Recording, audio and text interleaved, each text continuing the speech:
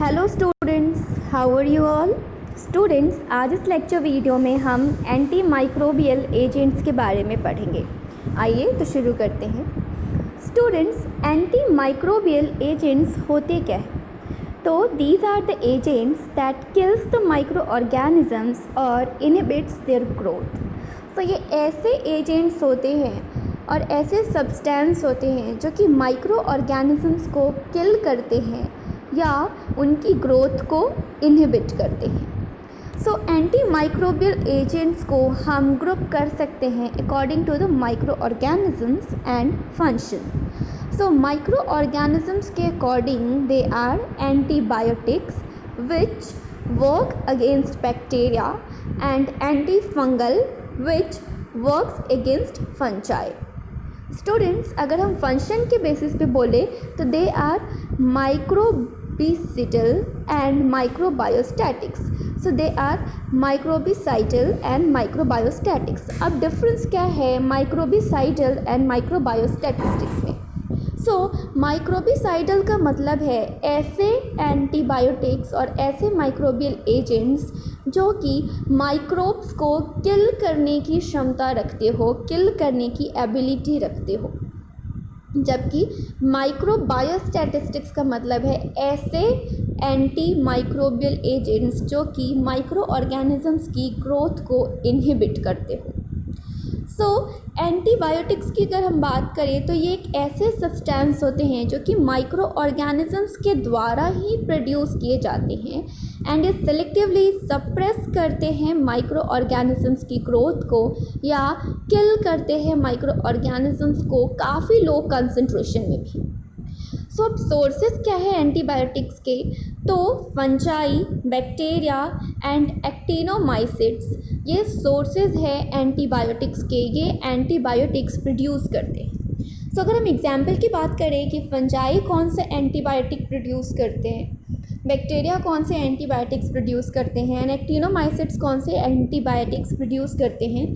So penicillin and सेफेलोस्पोरिन्स ये दो काफ़ी इम्पॉर्टेंट एंटीबायोटिक्स है जो कि फंजाई के द्वारा प्रोड्यूस किया जाता है। एंड बैक्ट्रीसिन, कॉलिस्टीन्स ये बैक्टीरिया प्रोड्यूस करते हैं एंड टेट्रासाइक्लिन, एरिथ्रोमाइसिन ये एक्टिनोमाइसिट्स के द्वारा प्रोड्यूस किए जाते हैं। स्टूडेंट्स, अब हम बात करते हैं क्यूनोलोन्स क्या होते हैं। तो क्यूनोलोन्स एक सिंथेटिक एंटी माइक्रोबियल कंपाउंड है जिसके पास क्यूनोलोन स्ट्रक्चर प्रेजेंट होता है, that is active moiety present होते हैं एंड ये बैक्टीरिसाइडल होते हैं। इनकी ब्रॉड स्पेक्ट्रम होती है एंटीबायोटिक्स की एंड ये प्राइमरली एक्टिव होते हैं अगेंस्ट ग्राम नेगेटिव बैक्टीरिया। इनको वाइडली यूज़ किया जाता है क्योंकि ये बाकी एंटीबायोटिक्स के कंपैरिजन में रिलेटिवली सेफ होते हैं। इनकी अवेलेबिलिटी बोथ ओरली और ओरली एंड पेरेंटली ये अवेलेबल होते हैं एंड देयर फेवरेबल फार्माकोकाइनेटिक्स की वजह से, इनकी फेवरेबल फार्माकोकाइनेटिक्स की वजह से इनको ज़्यादा वाइडली यूज़ किया जाता है। अगर हम इनकी हिस्ट्री की बात करें तो the first member nalidixic acid was introduced in mid-1960s, has usefulness limited to UTI and GI tract infections because of low potency and high frequency of bacterial resistance. Students, in 1980s by fluorination of the quinolone structure at position number 6 and piperazine substitutions at position number 7 resulted in derivatives called fluoroquinolones. So fluoroquinolones के derivatives क्या है? 1980s में fluorination किया गया quinolone structure का and at position number 6 and piperazine substitution किया गया eight position number 7 जिसकी वजह से डिराइव हुए फ्लोरोक्यूनोलोन्स। स्टूडेंट्स, अगर हम नैलिडिक्सिक एसिड की बात करें तो ये एक्टिव होते हैं against gram negative bacteria, specially coliforms के अगेंस्ट ये काफ़ी एक्टिव होते हैं and other gram negative bacteria like E coli, Proteus, Klebsiella, Enterobacter, Shigella, Pseudomonas exception है, इन सब के अगेंस्ट ये एक्टिव होते हैं। And it acts by inhibiting bacterial DNA gyrase. तो ये बैक्टीरियल डीएनए गायरेज को इनहिबिट कर देते हैं। अगर हम इनकी फार्माकोकाइनेटिक्स की बात करें तो ये ओरली एब्जॉर्ब किए जाते हैं, इनका high plasma protein binding property होती है, ये पार्शियली मेटाबोलाइज होते हैं लीवर में। इनकी जो टी हाफ होती है वो अबाउट 8 आवर्स होती है। एंड ये therapeutic concentration attain in urine and gut lumen are lethal to common urinary pathogens and diarrhoea causing coliforms. So इनकी जो थेरेपेटिक कंसंट्रेशन है यूरिन में और गट में, जो गट ल्यूमेन में, ये काफ़ी लीथल होते हैं कॉमन यूरिनरी पैथोजेंस के लिए एंड डायरिया कॉजिंग कॉलीफॉर्म्स के लिए। स्टूडेंट्स, अगर हम इनकी एडवर्स इफ़ेक्ट्स की बात करें तो GI disturbance and rashes mostly occurs. So GI disturbance हो जाती है एंड मोस्टली रैशेस हो जाती हैं उनके एडवर्स इफ़ेक्ट के तौर पे। And headache, vertigo, visual disturbance at the most common adverse effects. So they are the most common adverse effects like headache, vertigo, visual disturbance etcetera. अगर हम कंट्राडिक्शंस की बात करें तो it is contradicted in infants. Students, इनके uses की बात करें तो it is primarily used as urinary antiseptics and nitrofurantoin should not be given concurrently and antagonism occurs in the treatment of diarrhea caused by coliforms. Norfloxacin is preferred. Students, अगर हम fluoroquinolones की बात करें तो ये हम जैसे कि अभी हमने पढ़ा था कि फ्लोरोक्विनोलोन्स को किस तरीके से डिराइव किया गया। तो these are quinolone antimicrobials having one और मोर फ्लोरीन सब्सटीट्यूशंस। सो ये क्विनोलोन एंटीमाइक्रोबियल्स होते हैं जिनमें एक या एक से ज़्यादा फ्लोरीन सब्सटीट्यूशंस होते हैं। And fluorination of quinolone structure at position number 6 and piperazine substitution at position number 7 resulted in derivatives called fluoroquinolones, जो कि हम पहले ही पढ़ चुके हैं। एंड इनकी पोटेंसी काफ़ी हाई होती है एंड इनकी काफ़ी ब्रॉड स्पेक्ट्रम होती है एंटी माइक्रोबियल एक्टिविटी में। Slow development of resistance, better tissue penetration, good tolerability and use for wide variety of infectious diseases. So ये इनके कुछ इम्पॉर्टेंट बात है इनके बारे में। अगर हम इनकी हिस्ट्री की बात करें तो the first generation fluoroquinolones was introduced in 1980s and have one fluoro substitution. In 1990s, compound with additional fluoro group and other substitutions have been developed, further exceeding antimicrobial activity to gram-positive cocci and anaerobes.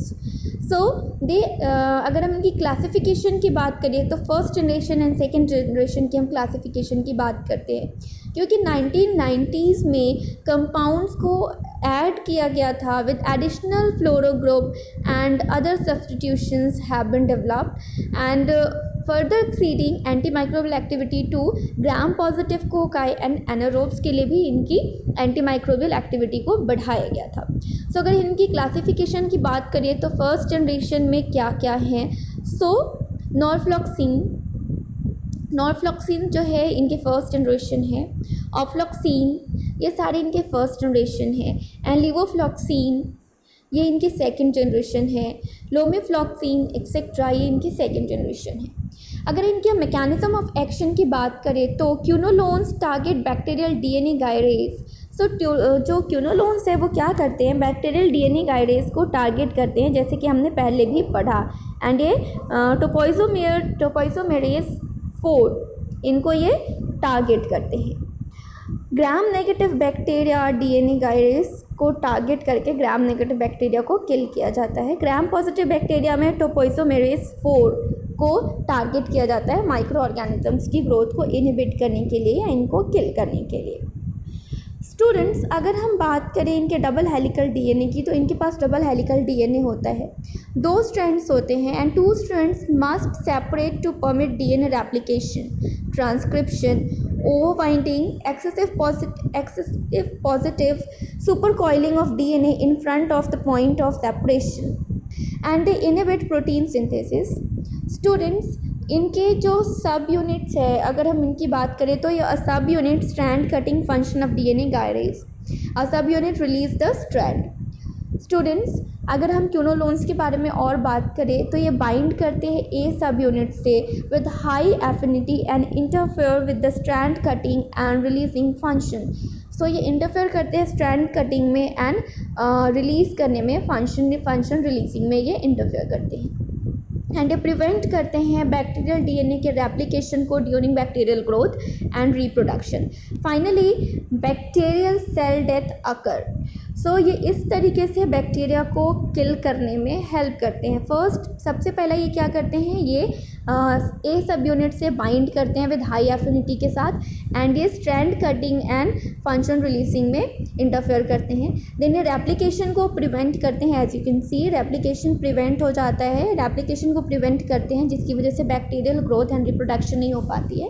And finally ये bacteria को किल कर देते हैं. Students, अगर हम इनके pharmacokinetics की बात करें तो ये रैपिड ओरल एब्जॉर्प्शन है इनकी, हाई टिश्यू पेनिट्रेबिलिटी है इनकी, CSF and aqueous level are low and excreted in urine. Urinary and biliary concentration are 10 to 50 fold higher than a plasma. Excreted in urine, as we know, and metabolized by liver should not be used in hepatic failure except pefloxacin and moxifloxacin. Students, अगर हम इनकी adverse effect की बात करें तो इनकी adverse effect क्या है, हाइपर सेंसिटिविटी कॉज करते हैं, लाइक रैशेस कॉज करते हैं ये.